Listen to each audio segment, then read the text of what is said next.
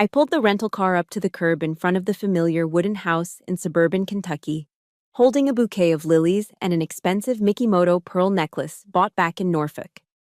For 48 precious hours of leave for Mother's Day, I just wanted to see the smile of the woman I loved most. With $6,000 I transferred regularly on the first of every month for the past year, I imagined Mom living like a queen, the house renovated and the fridge full of food. But when I walked into the kitchen, reality slapped me hard in the face.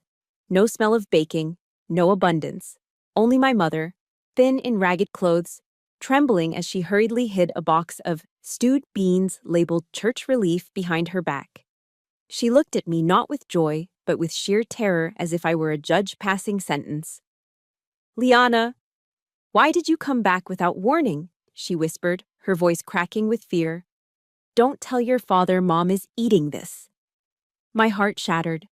Where had $72,000 of my blood and sweat salary evaporated to? And why, in the very house I was supporting, was my mother living like a beggar? The shock of her words left me paralyzed for a moment, standing there in my pressed slacks and military-issue boots, clutching a velvet box that now felt heavy with irony. I forced my legs to move, stepping fully into the room. The contrast between the life I lived, the disciplined, sterile, high-performance world of the Navy, and the decay rotting around me was violent. The floorboards groaned under my weight, a sound of structural neglect that shouldn't exist in a home fully paid for. The air didn't smell like the lavender candles I used to send money for. It smelled of damp drywall and trapped despair. I set the lilies down on the dining table, the only surface not covered in dust. But as I cleared a space, my hand brushed against a stack of envelopes. They weren't greeting cards, they were aggressive, red-lettered warnings. Kentucky Power, disconnection. Notice: Water Authority, past due, medical collections, final attempt. I picked one up, my fingers trembling with a mix of confusion and rising rage. The amount due was trivial compared to what I sent home. I had transferred enough money to pay these bills 10 times over. I had sent enough to replace the roof, buy a new HVAC system, and fill the pantry with steaks and fresh produce from Whole Foods. Yet, here was the evidence of financial ruin, staring at me in angry red font. I turned back to the kitchen, where the only light came from a buzzing, flickering fluorescent tube that cast a sickly pallor over everything. My mother, Elaine, was still huddled at the small breakfast table. She looked like a ghost of the woman who had raised me. Her collarbones protruded sharply beneath a housecoat that had been washed so many times the fabric was thinning to transparency. I walked over to her, the sound of my boots echoing too loudly in the silence. I gently reached out and took the object she was trying so desperately to hide. It was a cold can of pork and beans. The label had been partially torn off, but the stamp was unmistakable. First, United Methodist Church Food Pantry. Not for resale. It was cold. She hadn't even warmed it up. There was no meat, no vegetables, no bread, just gelatinous beans in a can. "Mom," I said, my voice dangerously steady, masking the turmoil inside. "I send $6,000 on the first of every month. I have the receipts. Why are you eating charity food?" She looked up at me, her eyes cloudy and confused, blinking as if trying to process a foreign language. 6,000? Oh, honey, no. Your father said the military cut your pay. He told me the economy was bad, that inflation was eating everything up. He said you could barely afford your own rent in Norfolk. She paused, looking down at her hands. He said we had to tighten our belts, that I needed to do my part to help you keep the house. That's why he takes the disability check too, to manage it for us. The air left my lungs. The lie was so audacious, so complete, it was almost impressive in its cruelty. I pulled my smartphone from my pocket. My hands were shaking, not from fear, but from a cold, lethal fury. I opened my banking app, authenticated with my Face ID, and navigated to the transfer history. I shoved the screen gently into her line of sight. "Look, Mom, read this." Her eyes scanned the glowing screen. May 1st, transfer to Harold Ellis, $6,000. Status, successful. April 1st, transfer to Harold Ellis, $6,000. Status, successful. March 1st. Transfer to Harold Ellis, $6,000. Status, successful. Row after row of green text. $72,000 in 1 year. A fortune in this part of Kentucky. Elaine stared at the numbers. She looked at the date. Then she looked at the cold can of beans sitting on the table. The cognitive dissonance broke, and her face crumbled. Tears spilled over her cheeks, tracking through the grime. He told me we were broke, she sobbed, a sound that was more whimper than cry. He told me the church food was a blessing I should be grateful for. He made me walk there, Liana. He made me stand in line. I felt a physical pain in my chest, sharp and hot. My father hadn't just stolen my money, he had stolen my mother's dignity.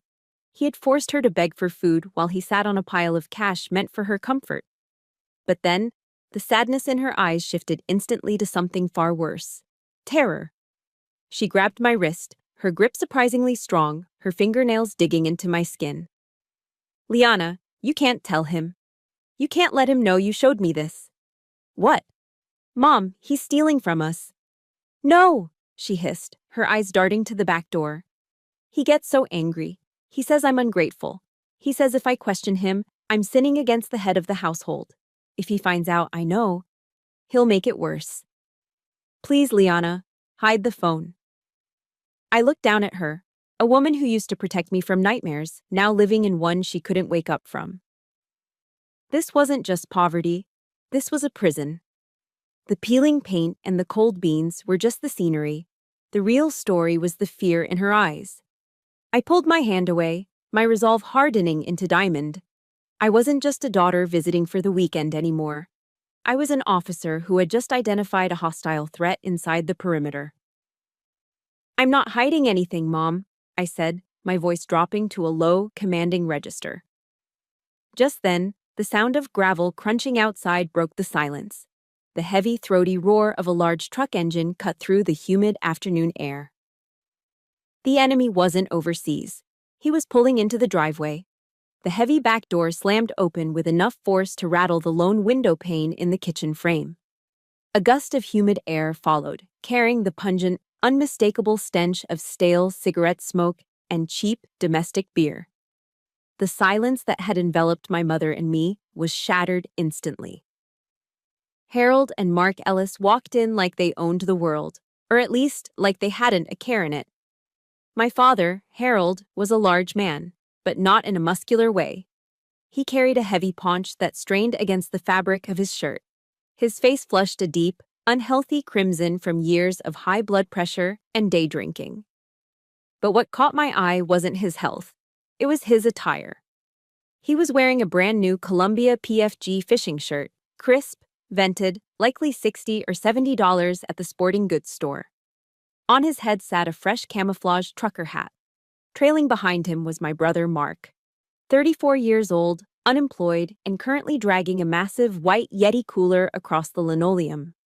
I knew exactly how much those coolers cost. That was a $300 cooler dragging across a floor that hadn't been replaced since the 90s.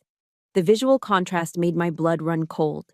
Here was my mother, skeletal and trembling in a threadbare housecoat, eating charity beans. And there stood the men of the house, looking like they had just won a lottery, smelling of leisure and excess. When Harold saw me standing in the center of the kitchen, the boisterous grin on his face vanished. There was no fatherly warmth, no surprise, no joy. Just a flash of irritation, like a child caught with his hand in the cookie jar. "What the hell are you doing here?" Harold barked, bypassing a greeting entirely. "You didn't call. Who just shows up without calling? You trying to play surprise inspector?" Mark snickered, dropping the heavy cooler with a thud. He leaned against the counter, looking me up and down with a sneer that made my skin crawl. Maybe the Navy finally kicked her out, Pop. Or maybe she couldn't find a husband in Norfolk, so she came crawling back to Mommy's apron strings. I stood at the position of attention instinctively, my spine rigid. These weren't family members. They were hostiles. "The fridge is empty, Dad," I said, my voice cutting through their banter like a knife. "Mom is eating beans from a food pantry. Explain that." Harold scoffed, walking past me to the pantry. He grabbed a fresh beer, popped the tab with a sharp hiss, and took a long, noisy pull. He let out a wet belch, right in front of my mother. "Your mother has gotten weird in her old age," Harold said, wiping his mouth with the back of his hand. "She likes that simple stuff. Says it reminds her of her childhood. Besides, do you have any idea what things cost out here in the real world, Liana? Gas is up, insurance is up. I'm the provider here. I have to manage the resources." "Manage the resources," I repeated, my voice rising. "I checked the receipts. I have sent $72,000 in the last 12 months. That is enough to buy that brand new Ford F-150 I see parked outside. It is enough to fill this kitchen with food for a decade." Mark laughed, a high mocking sound. "Oh, listen to her. The big bad officer thinks she knows how to run a household because she wears a uniform." Harold slammed his beer can down on the table. Foam erupted from the top, splashing onto the table and splattering onto my mother's faded housecoat. Mom flinched violently, shrinking into her chair. "I'm sorry, Harold," she whispered, wiping at the beer stain on her ragged clothes. "I'm so sorry, I'll clean it up." She was apologizing. For his mess. Something inside me snapped. The sheer audacity, the weaponized incompetence, the absolute cruelty of these two men living like kings on my dime while treating the woman who fed them like a servant, it was suffocating. "Don't you dare apologize, Mom," I said through gritted teeth. I turned to Harold. "That is my money. I earned it serving this country. I sent it for her." Harold stepped into my personal space, puffing out his chest, using his size to intimidate. It was a tactic that might have worked when I was 12. It didn't work on a lieutenant commander. "Don't you come into my house and lecture me about money, little girl," he spat, his breath reeking of alcohol. "I gave you life. I raised you. I have every right to use that money however I see fit. You think you're special because you send a check? You're a woman. You don't know how to handle finances. I'm keeping it safe. Otherwise, you just blow it on clothes or give it to some boy." "Safe?" I gestured to the Yeti cooler, the new truck outside, the fresh clothes. "You're spending it on toys while your wife starves." "I am the head of this household," Harold roared, his face turning a dangerous shade of purple. "And you are a guest. If you don't like how I run things, you can get back in your little rental car and leave." Mark chimed in, patting his father on the back. "Yeah, go back to the ocean, sis. Leave the real world to the men." I looked at my mother. She was trembling, her eyes squeezed shut, praying for the shouting to stop. She wasn't going to fight. She couldn't. He had beaten her spirit into submission long ago with years of fear and financial control. I know I'm not the only one whose blood is boiling right now. If you have ever dealt with a family member who takes everything for granted while you do all the work, hit that like button.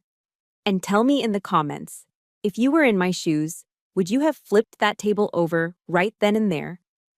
Type yes if you would, because I was about 2 seconds away from losing it.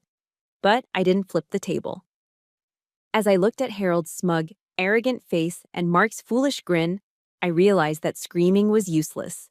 Logic was useless. They didn't care about morality. They didn't care about suffering. They only cared about the supply. I took a deep breath, forcing my heart rate to slow down. I needed to think like an officer. Emotional outbursts would just give them ammunition to call me hysterical or crazy. To take down a target this entrenched, I didn't need a shouting match. I needed a paper trail. I needed hard evidence that would stand up not just in a family argument, but in a court of law. "Fine," I said, my voice dropping to a terrifying calm. "You're right, Dad. You're the head of the household." I turned and walked out of the kitchen, leaving them confused by my sudden surrender. But I wasn't surrendering. I was just changing tactics. If they wanted to play games with my money, I was going to show them exactly what the cost of war looked like. Tomorrow morning, I wasn't going to be a daughter. I was going to be an investigator. And I knew exactly where to start looking. At 700 hours the next morning, the sky was a bruised purple, heavy with the threat of rain. I didn't wear civilian clothes. I put on my service khakis, pressing the creases until they were sharp enough to cut glass. I polished my brass belt buckle until it gleamed. If I was going to walk into the center of my childhood community to uncover the truth, I was going to do it with the full weight of my rank and dignity. I drove the rental car to Oak Haven United Methodist Church. It was a red brick building that anchored our small town, the place where I had attended Sunday school, where I had been baptized, and where, apparently, my mother had been reduced to a beggar. The parking lot was empty save for the pastor's sedan. I walked up the steps, the silence of the morning amplified by the rhythmic click of my heels on the pavement.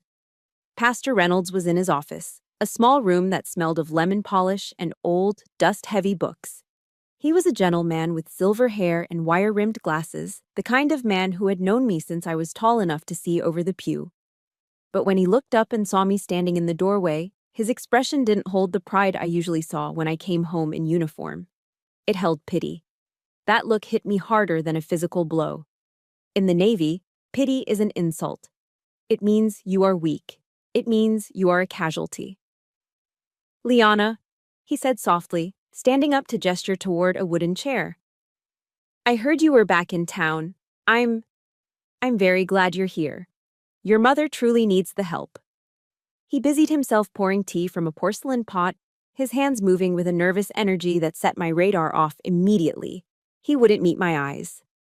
"Pastor," I said, skipping the pleasantries, "my mother is eating beans from your food pantry. She has disconnection notices on her table. I need to know when this started." Reynolds sighed, a long, heavy sound that seemed to carry the weight of the entire congregation's secrets. He sat down and pulled a thick, leather-bound ledger from his desk drawer. He opened it, running a finger down the handwritten columns. "It started about 14 months ago," he said, his voice grave. "At first, it was just small things. A few boxes of powdered milk, canned vegetables. Then, last winter, Harold came to us about the heating bill. It was $300. We paid it from the emergency fund. We never turn away a family in need, Liana. You know that." "But—" He trailed off, looking at the ledger as if the numbers pained him. "But what?" I pressed, leaning forward. "But we tried to reach out to you," he admitted, finally looking up at me. "I know you are an officer. I know the military pays well. I thought perhaps there was a mistake, a banking error." "There was no error," I said, my voice tight. "I send $6,000 a month. Every month." The pastor's eyes widened behind his glasses. He looked from me to the ledger and then back to me. The pity in his eyes deepened, shifting into something closer to sorrow. "Oh, my dear," he whispered. "That makes what Harold said even more difficult to repeat." "What did he say, Pastor? I need to know." Reynolds took a sip of tea, likely to buy himself a moment of courage. "Last autumn, when the requests for money became frequent, I called your father. I asked him if we should contact you, if the family needed a long-term financial plan. He broke down crying on the phone. I gripped the arms of the wooden chair so hard my knuckles turned white. He cried. "He told me you had cut them off," Reynolds said. The words hung in the air, toxic and heavy. "He said you were living the high life in the city, spending your money on luxury apartments and vacations. He said you had turned your back on your aging parents and told them to fend for themselves. He said you told him that you didn't owe them a dime." The silence that followed was absolute. My ears rang. It wasn't just theft, it was character assassination. Harold hadn't just stolen $72,000 from me, he had stolen my name. He had painted me as the prodigal, ungrateful daughter to the entire town.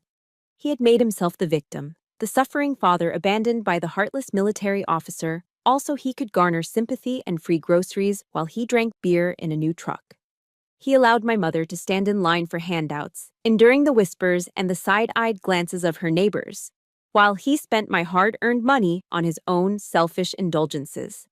"Lying lips are an abomination to the Lord," the pastor quoted softly, shaking his head.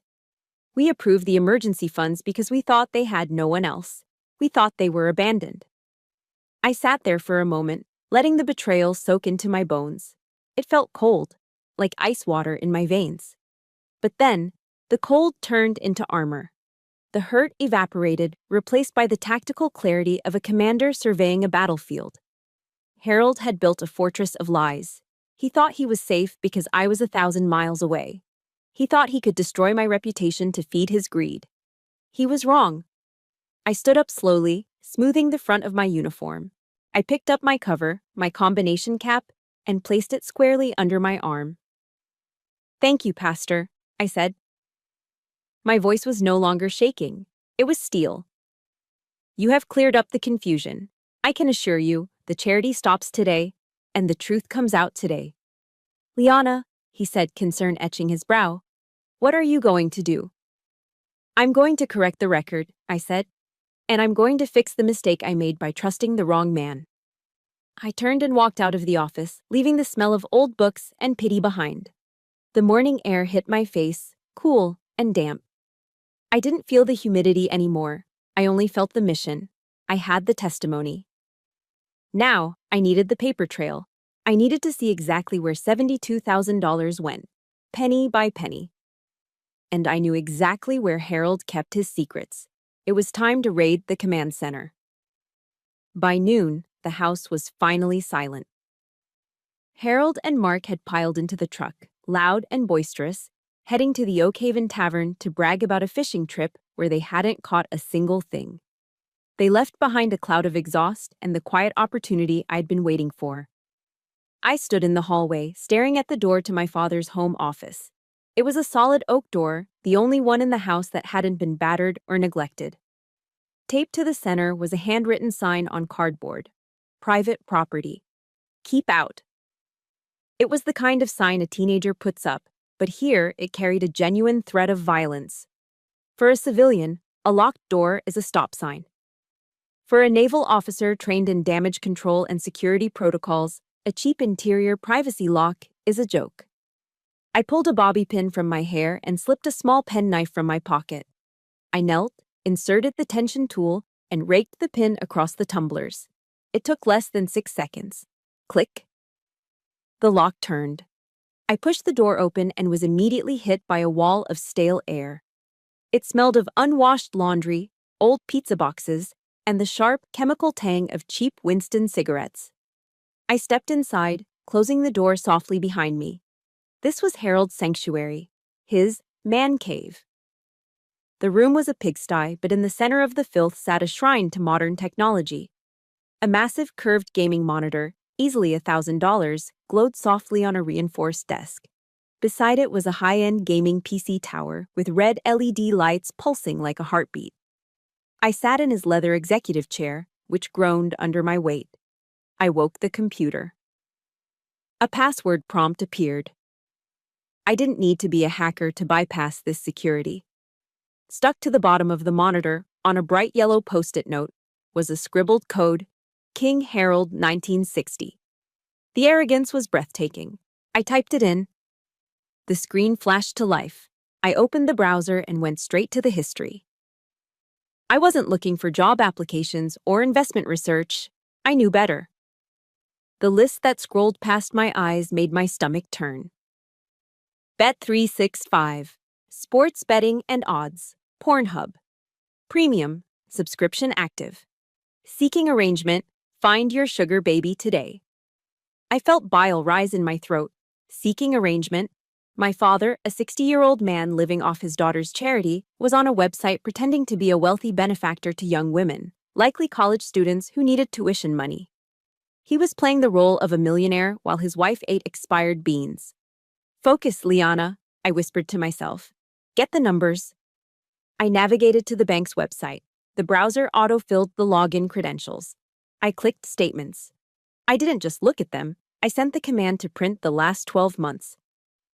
The laser printer in the corner whirred to life, a mechanical sound that seemed deafening in the quiet house. While the pages churned out, I watched the digital transaction log. The numbers weren't just data points, they were knife wounds. May 2nd. Oak Haven Guns and Ammo. $1,200. Mom had told me last week she was splitting her blood pressure pills in half because she couldn't afford the refill. Harold had bought a new rifle instead. May 5th. Dragon Warrior Game Store. $500. That was for Mark. $500 on virtual currency for a video game while the water bill sat unpaid on the kitchen table. May 10th. The Rose Motel. $300. My breath hitched. The Rose Motel was a seedy spot on the edge of the county, known for hourly rates. He wasn't just looking at girls online, he was meeting them. I scrolled further down. Dozens of transactions for $50, $75, $100, Chatterbait tokens, OnlyFans tips. I looked at the summary at the bottom of the screen. Every month, by the 25th, the balance was zero. Zero. There was no savings account. There was no rainy day fund. He burned through $72,000 a year on lust, gambling, and toys, leaving exactly nothing for electricity, heat, or food. I grabbed the stack of warm paper from the printer tray. This was it. This was the devil's ledger. It was undeniable proof of financial abuse and adultery. I was just reaching for the stapler when a sound froze the blood in my veins. Crunch. The distinctive sound of heavy tires rolling over gravel. I checked my watch. They had only been gone 40 minutes. Why were they back? The roar of the Ford F-150's V8 engine cut out abruptly just outside the window. A car door slammed. Then another. "I told you I forgot my wallet, you idiot." Harold's voice boomed from the front porch, muffled but clear. "Stop whining and get inside." I'm going, Mark yelled back. Heavy footsteps thumped onto the wooden porch. I was trapped. I shoved the stack of papers inside my uniform jacket, zipping it up to my chin. My heart hammered against my ribs, a frantic drumbeat of adrenaline. There was no back exit from this room. The window was painted shut. "Mark, go grab it off my desk," Harold shouted from the kitchen, "and grab me a beer while you're at it." Yeah, Mark muttered. The footsteps were in the hallway now, heavy, getting closer. I looked around frantically. There was nowhere to hide. The closet was bursting with junk. Under the desk was too exposed. The doorknob to the office began to turn. The doorknob to the office jiggled, then stopped. It was locked, of course. For a split second, silence hung in the hallway, heavy and suffocating. "Damn it," Mark's voice muttered from the other side. "Dad, did you lock this?" "I don't remember," Harold shouted from the kitchen. "Just jiggle it, the latch sticks." I didn't wait. As Mark took a step back to likely throw his shoulder against the wood, I silently unlocked the mechanism from the inside, turned the handle, and slipped out, moving with the speed and silence of a ghost. I didn't head for the kitchen. I ducked immediately into the guest bathroom right next door and slammed the door shut just as Mark stumbled into the hallway. He spun around, startled by the noise. "Liana, what the hell are you doing lurking around?" I flushed the toilet to create a sonic cover and cracked the door open, feigning annoyance. "I'm handling some feminine business, Mark. Do you want a detailed report, or can you give me some privacy?" Mark's face twisted in immediate, predictable disgust. Like most men of his emotionally stunted variety, the mere mention of anything related to female biology was like kryptonite. "Gross. Keep it to yourself. Just stay out of Dad's way." He grumbled something about me being a moody spinster and disappeared into the office to fetch the wallet. I let out a breath I didn't realize I had been holding. My hands were shaking, not from fear, but from the adrenaline of the close call. I could feel the stack of warm printer paper burning against my chest, inside my jacket. I waited until I heard the heavy thud of Mark's boots returning to the kitchen, followed by the crack of another beer can opening. "Now!" I moved to the kitchen doorway. Mom was wiping down the counter, her movements robotic and fearful. I walked up to her, grabbed her hand gently, and whispered, "Come with me." "Now." "Liana, I can't," she whispered back, eyes darting to the living room where the TV was blaring a football game. "Dinner." "Dinner can wait. This cannot." I pulled her, ignoring her weak resistance, and led her down the hall to my old bedroom. I ushered her inside and locked the door behind us. The room smelled like dust and memories. Faded posters of bands from the 90s still clung to the walls, a stark contrast to the war zone this house had become. "Liana, what is it?" Mom asked, rubbing her wrists. "If your father hears us whispering, he gets paranoid." I didn't say a word. I unzipped my jacket and pulled out the stack of papers, the devil's ledger. I spread them out on the faded chenille bedspread. "Look, Mom," I said, my voice trembling with suppressed rage. "Don't look away. Read this." She squinted, leaning over the bed. "What is this?" "It's the truth," I said. Look at the transactions. I pointed to the lines I had highlighted in my mind. May 2nd, $1,200 to Oak Haven Guns and Ammo. You told me you couldn't afford your arthritis medication last week, Mom. He bought a rifle. She gasped, her hand flying to her mouth. May 5th, I continued relentless. $500, that's for Mark's video game. That's $500 of my salary, going to a 34-year-old man's virtual sword while you eat beans. He said he was investing, she stammered, her voice thin and breaking. He said the market was down. Investments? I let out a harsh, dry laugh. I pointed to the recurring charges for the Rose Motel. Since when do investments charge by the hour at a roadside motel, Mom? Her face went pale, draining of all color. She knew what the Rose Motel was. Everyone in Oak Haven knew. It was a place for secrets and sins. And this, I said, pointing to the line that hurt the most, seeking arrangement. Do you know what this website is? She shook her head, tears beginning to spill over. It's a website where old men pay young women for companionship, I said, the words tasting like ash in my mouth. He's using the money I send, money meant to keep a roof over your head, to pay for college girls to pretend they like him.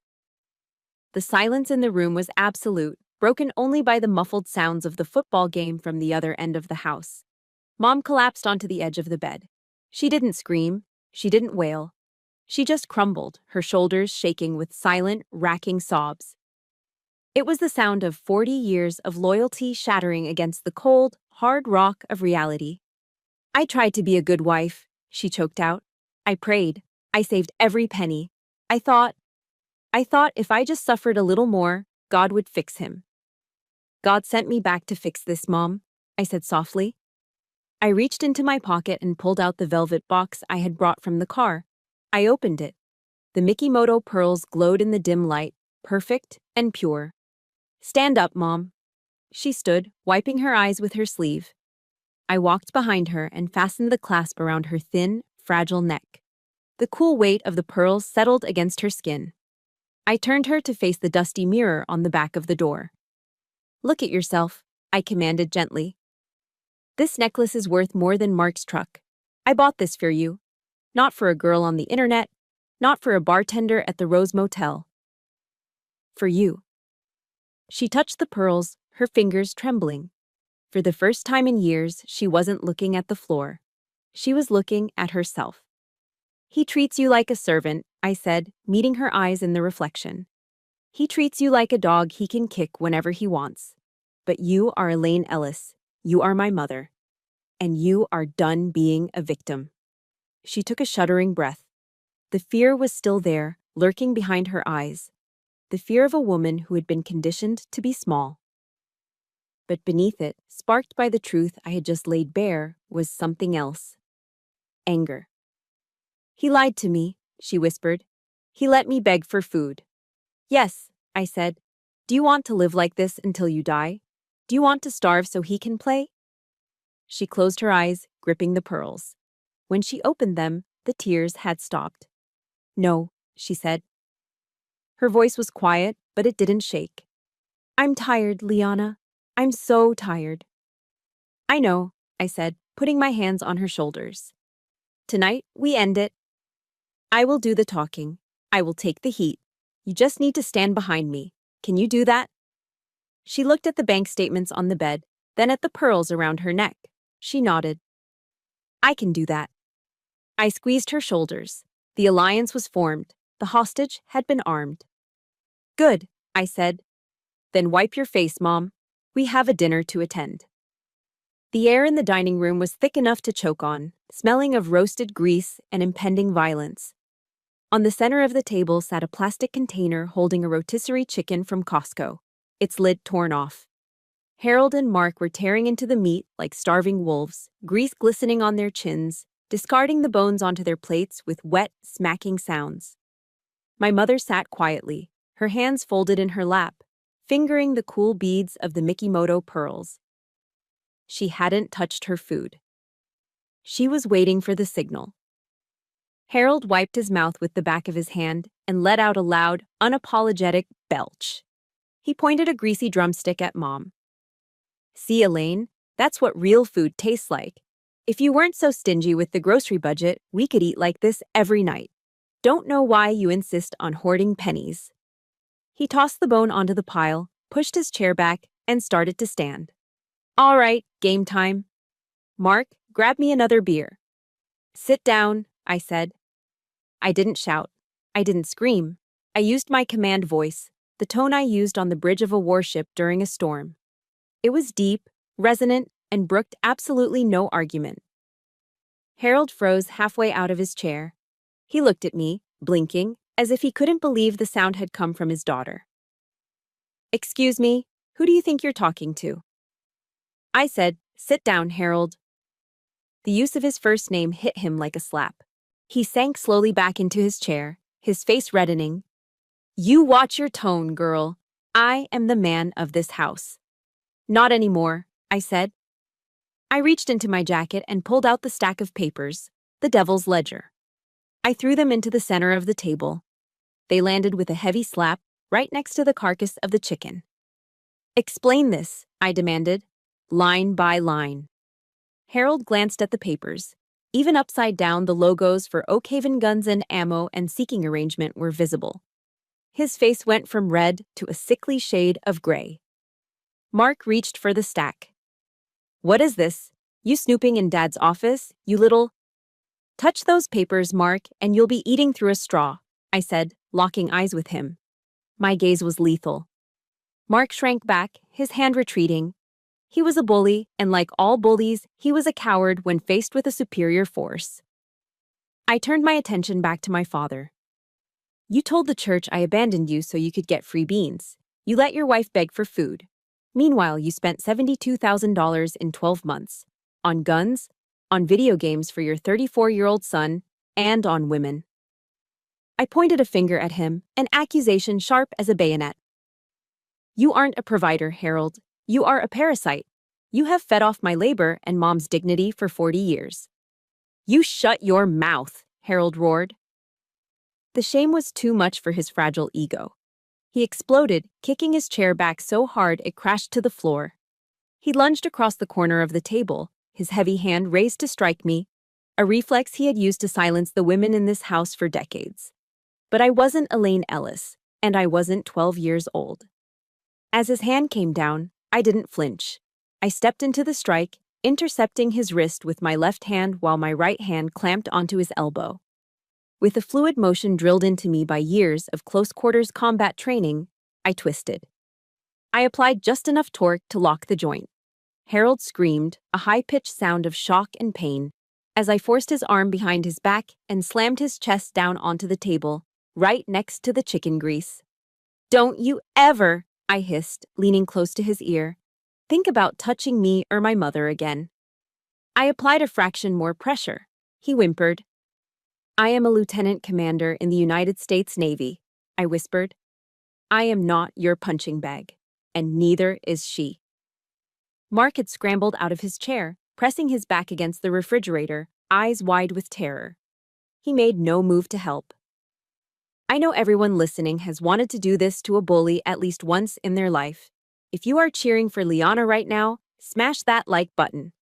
And tell me in the comments, type justice, if you think Harold deserved even worse than a twisted arm. I want to see 1,000 justice comments right now. I released Harold, shoving him back into his chair. He rubbed his shoulder, wheezing, looking at me with pure fear. I pulled out my phone and set it on the table. I dialed the number for Chase Bank's fraud department and hit the speakerphone button. The ringing sound echoed in the silent kitchen. Chase Bank, fraud department. A polite female voice answered. Yes, this is Liana Ellis, I said, staring dead at my father. Account ending in 4492. I am the primary account holder. Security verified, Ms. Ellis. How can I help you? I need to report unauthorized use on the secondary card issued to Harold Ellis, I said clearly. I want that card canceled immediately. Permanent block. And I want to initiate a fraud investigation into the transactions made in the last year. Harold's jaw dropped. No. Liana, wait. You can't. Done. the agent said cheerfully. "The card has been deactivated. Is there anything else?" "That's all, thank you." Click. The silence that followed was deafening. The lifeline was cut. The free ride was over.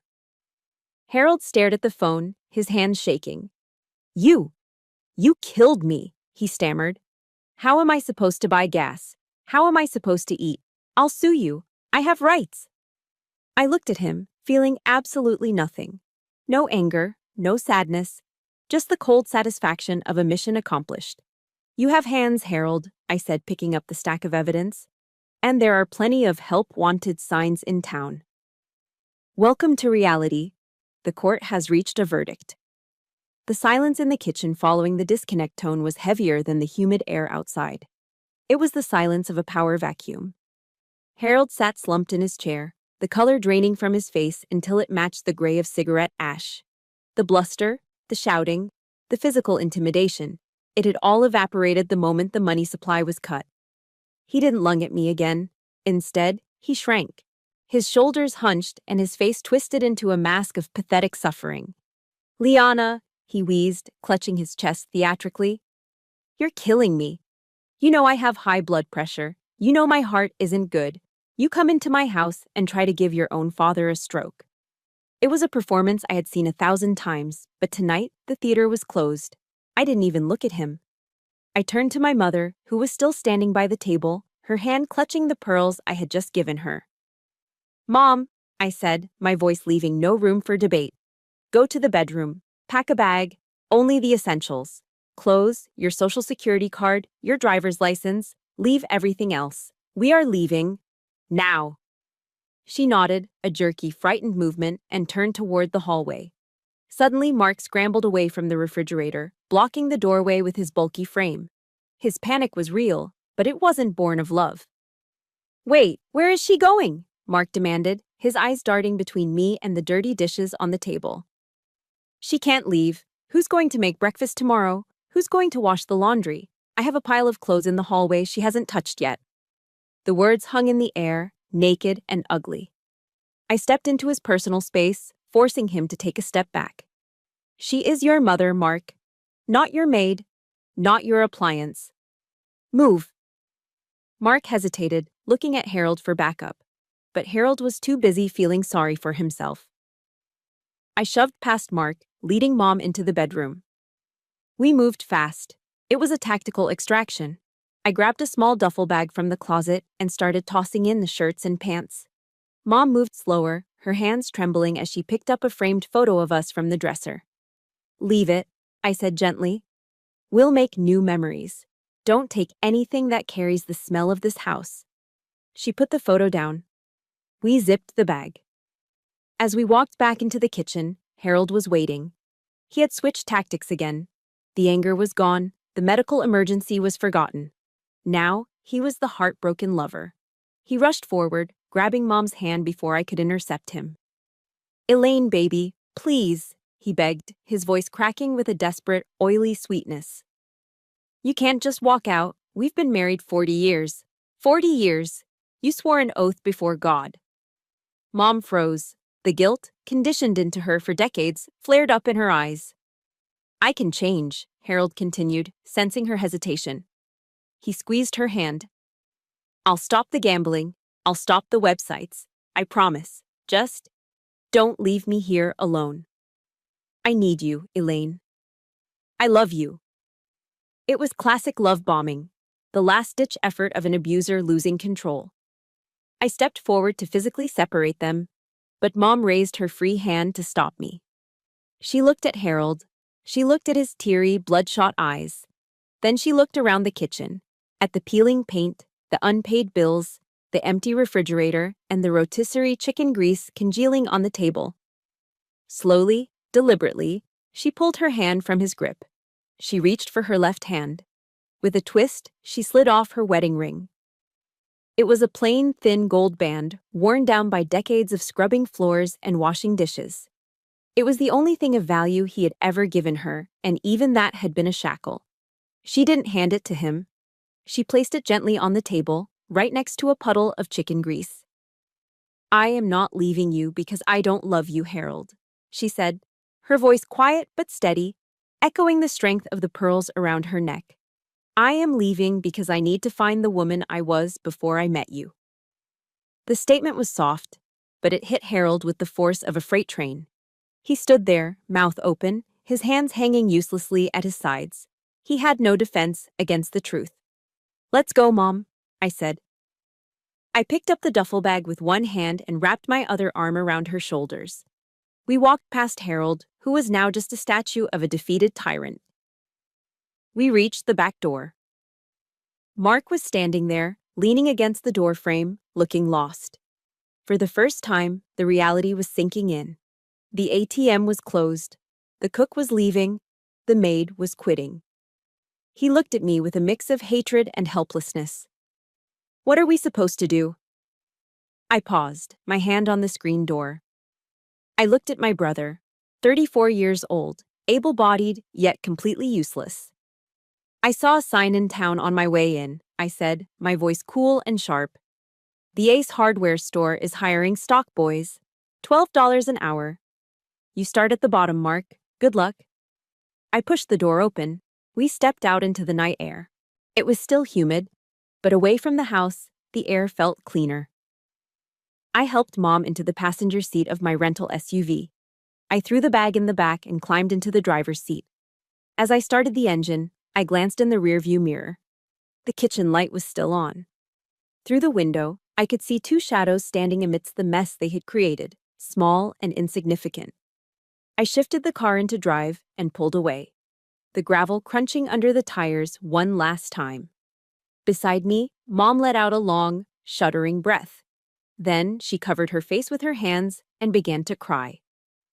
But these weren't the fearful, stifled sobs of the woman hiding a can of beans. They were loud, heaving sobs of relief. We left the rotting house behind, driving toward the highway, toward the lights of the next town, toward a life that finally belonged to her. The lease signing at Pineview Senior Living took less than 30 minutes. It was a quiet, clean complex 2 towns over, close enough to her church, but far enough from the toxic crater of her old life to be safe. When I unlocked the door to Unit 2B, the smell hit us first.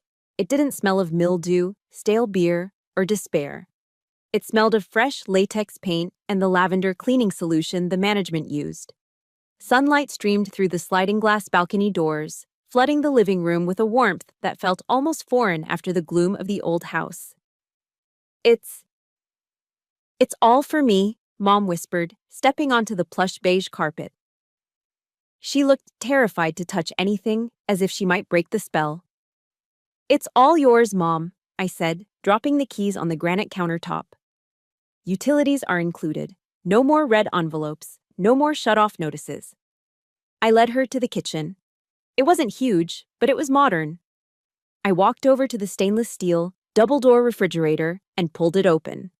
It was empty now, but the light was bright and the shelves were clean glass, waiting to be filled. Let's go shopping, I said. An hour later, we were pushing a cart through the aisles of the local Whole Foods.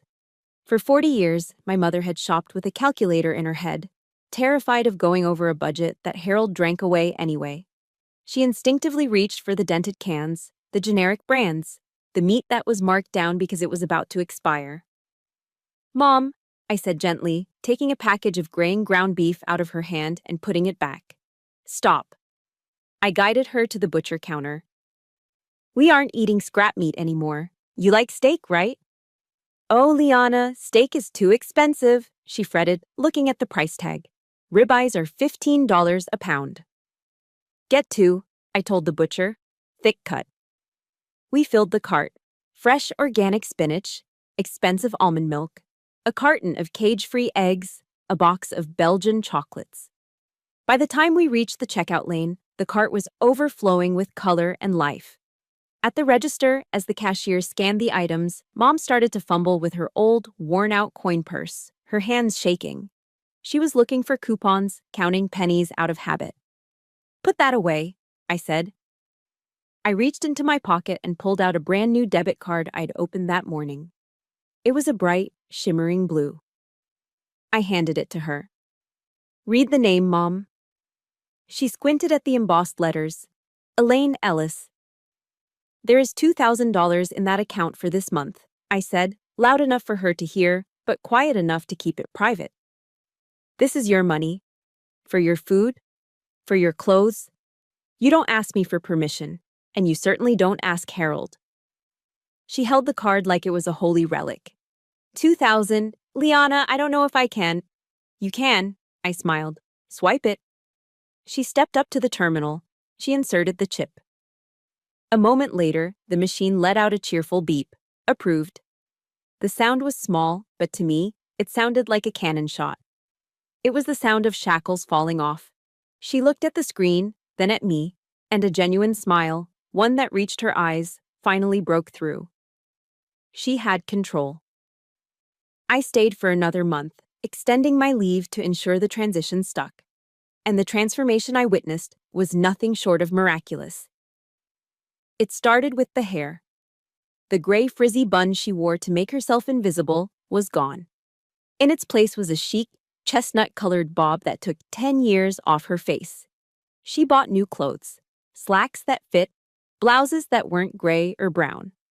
One morning, I found her in the community center, sitting on a yoga mat with 3 other ladies, laughing as they tried to hold a pose. She wasn't the scared, trembling victim I had found in the dark kitchen. She was Elaine. She was a woman with friends, with a home, and with a future. But the universe demands balance. While Mom was rising, the old house was sinking. I got the news from Mrs. Gable, the nosy neighbor who lived across the street from the old place. I met her at the post office, and she couldn't wait to spill the tea. It's a disaster over there, Liana, Mrs. Gable whispered, leaning in conspiratorially. The power went out 3 days ago. Harold was screaming in the front yard, blaming the electric company, blaming the government. But we all know he just didn't pay the bill. I listened, my face impassive. And the fighting, she continued, shaking her head. Mark and Harold are at each other's throats all day, screaming about money, screaming about food. It sounds like a pack of wild dogs. Then she dropped the final piece of news. And that big truck, the Ford? The repo man came for it yesterday morning, hooked it up and dragged it away while Harold stood on the porch in his underwear, crying. Is that so? I said coolly. They're living in their own filth, Mrs. Gable tisked. Serves them right, if you ask me. They treated your mother like a servant. I walked back to my car, feeling a strange, cold sense of peace. I didn't feel happy about their suffering, but I didn't feel guilty either. I had removed the victim. Without a host to feed on, the parasites were simply consuming each other. It wasn't revenge, it was just consequences. I drove back to Pine View, where the lights were on, the fridge was full, and my mother was safe. A week before I was scheduled to return to Norfolk, the doorbell rang at Unit 2B.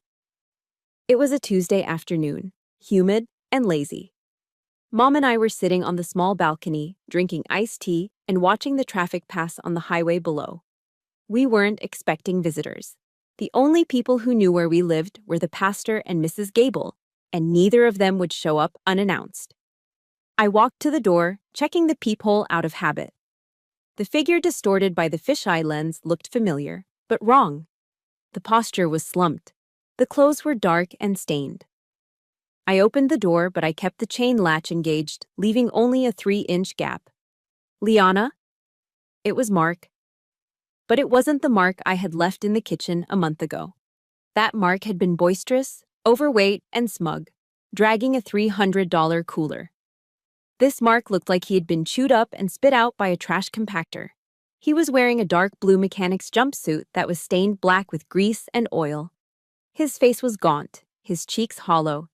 He held a cheap red mesh bag of navel oranges in one hand, the kind you buy for $3 at a discount grocery store. What do you want, Mark? I asked through the crack. He flinched at the sharpness of my tone. He didn't try to push the door open. He didn't make a joke. He just held up the oranges. I brought these for Mom, he mumbled, his voice raspy. I know she likes fruit. It's not much, but... Mom appeared behind me. I saw her instinct to open the door, to feed him, to comfort him. It was the motherly reflex hardwired into her DNA, but I held up a hand to stop her. Mark needed to learn, and he couldn't learn if we cushioned his fall. "Where are you working?" I asked, looking at the grime embedded deep under his fingernails. "The tire shop down on Route 9, Mark said, looking at his boots. "I'm changing oil and hauling tires. The foreman?" "He yells at me like I'm a dog, Liana. 8 hours a day, $12 an hour. My back is killing me." He looked up, and his eyes were rimmed with red. "It's hard. I come home and I'm too tired to even shower sometimes. I just eat a frozen dinner and pass out." "That's called a job, Mark," I said coldly. "Most of us have been doing it for years."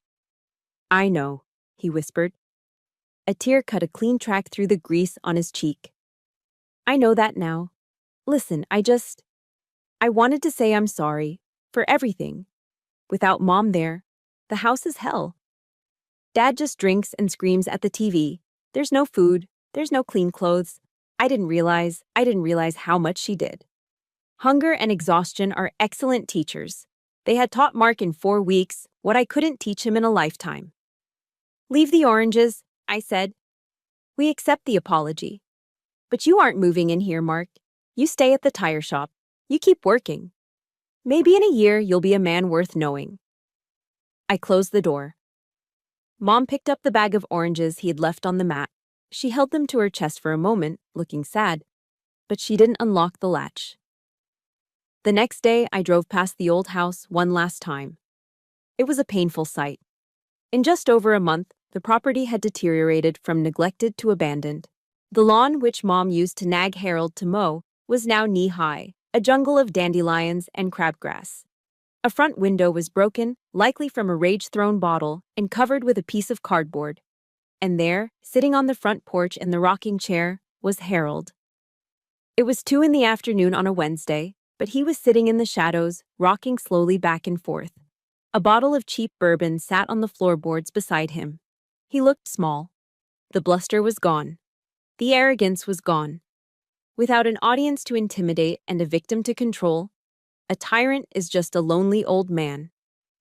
He saw my rental SUV slow down. He stopped rocking. He leaned forward, squinting, trying to see if it was salvation coming back up the driveway. I didn't turn in. I kept my foot on the gas, watching him shrink in the rearview mirror until he was just a speck of darkness against the gray siding of the rotting house. He was the king of nothing, ruling over a kingdom of dust. My phone buzzed on the passenger seat. I looked down. The screen flashed a picture of Harold, a photo from years ago, when he looked happier before I knew the truth. Incoming call. "Dad." I looked at Mom in the passenger seat. She saw the screen. She saw the name. For a second, the old fear flickered in her eyes, but then she looked at her new haircut in the visor mirror. She touched the pearls at her throat. She looked at the road ahead, stretching out toward the airport and away from Oak Haven. She shook her head slowly. "No," she whispered. "I have nothing left to say to him." I picked up the phone. I didn't answer. I pressed the red button to decline the call. Then I opened the contact settings. I scrolled down to the bottom, past the phone numbers and the email addresses, to the red text at the very end. "Block this caller." I tapped it. A confirmation box popped up. "You will not receive phone calls, messages, or FaceTime from people on the block list." I tapped block contact. The phone went silent. The connection was severed. There would be no more lies, no more guilt trips, no more manipulation. We drove on in silence, leaving the past to rot in the overgrown weeds of Kentucky, while the highway ahead opened up wide and free. The Bluegrass Airport in Lexington buzzed with the chaotic energy of travelers, but as I walked through the terminal, the crowd seemed to part. I wasn't wearing my working khakis today. I was wearing my service dress whites, the high collar, the gleaming gold buttons, the pristine fabric that demanded respect. Beside me walked Elaine Ellis. She didn't look like the woman I'd found cowering in a dark kitchen a month ago. She walked with her head high, her new chestnut hair catching the terminal lights. Around her neck, the Mikimoto pearls glowed softly, a testament to her reclaimed dignity. When we reached the security checkpoint, I turned to her. In the past, this was the moment she would have crumbled, clinging to me, weeping about how lonely the house would be without me. Today, she just smiled. It was a calm, steady smile. "Go on, Lieutenant Commander," she said, her voice clear. "The Navy needs you back." "Are you sure you're going to be okay, Mom?" I asked, searching her eyes for any trace of the old fear. She took my hands in hers. Her grip was warm and firm. "I'm not just okay, Liana. I'm free. I have my church, I have my friends, and for the first time in 40 years, I have myself." She squeezed my hand. "And I have the Lord. He walked me through the valley of the shadow of death, and he brought me out the other side." I hugged her, breathing in the scent of her lavender shampoo. It smelled like peace. "I love you, Mom." "I love you too, my warrior," she whispered. I turned and walked through the checkpoint. I didn't look back with sadness. I looked back with pride. I had completed the most difficult mission of my career, but I hadn't just saved one woman. Before I drove to the airport, I'd made one final stop at Oak Haven United Methodist Church. The memory played in my mind as I boarded the plane. I saw Pastor Reynolds sitting in his office, the same room where I had learned the ugly truth about my father's lies. This time, however, I wasn't there to demand answers. I had placed a check on his desk. It was for a significant amount, a large portion of the savings I had intended to use for a down payment on a house for myself. "What is this, Liana?" the pastor had asked, staring at the number. "This is seed money," I told him. "I want to establish a permanent fund in this church. Call it the Elaine Fund. And its purpose? It is specifically for legal aid and emergency financial assistance for women in this parish who are victims of domestic or financial abuse," I said. "I want there to be a safety net. If a woman in Oak Haven is afraid to leave her husband because she can't buy groceries or hire a lawyer, this fund pays for it. No questions asked, no judgment passed." The pastor had taken off his glasses, his eyes shining with emotion. "Liana, this will save lives." "That's the point, Pastor," I said, standing to leave. "Don't let anyone else eat charity beans in the dark. Not on my watch." Back in the present, the jet engines roared to life, pressing me back into my seat. The plane taxied to the runway and began its ascent. As the ground fell away, I looked out the window. The rolling green hills of Kentucky spread out below like a quilt. Somewhere down there, in that vast landscape, was a rotting house with overgrown grass, where a lonely old man sat in the dark with his bottle. I felt a twinge of phantom pain, the ache of a daughter who had lost her father. But it was fleeting. The plane punched through a layer of clouds, breaking into the brilliant, blinding sunshine of the upper atmosphere. I realized then that the hardest war I would ever fight wasn't against foreign insurgents or hostile fleets. It was the war against the injustice within my own bloodline. It was the battle to accept that the people who are supposed to love us are sometimes the ones who hurt us the most. I had lost a father, yes, but I had saved a mother.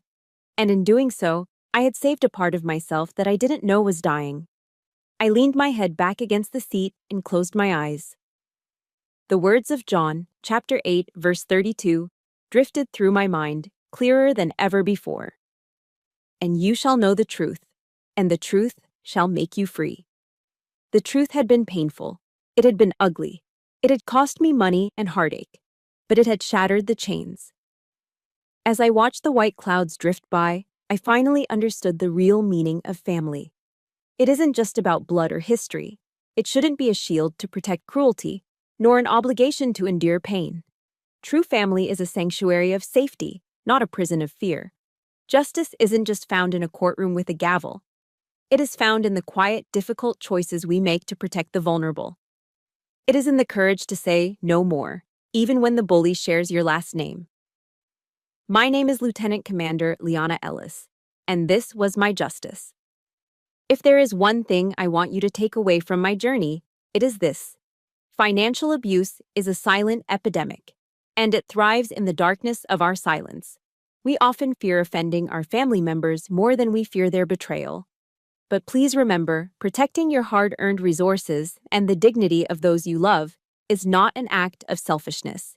It is an act of survival. Check on your elderly parents. Ask the hard questions about their finances. Don't let politeness become a prison. Setting a boundary is not an act of war. Sometimes it is the only path to peace. Now, I want to hear from you. Have you ever had to make the difficult choice to cut off a toxic family member to save yourself or someone you love? It is a heavy decision, but you shouldn't have to carry it alone. Share your story in the comments below. Let's turn this comment section into a support group for survivors. If you believe that justice was served today, please hit that like button and subscribe to the channel. Your support helps us tell more stories that need to be heard. Until next time, stay strong and stay vigilant.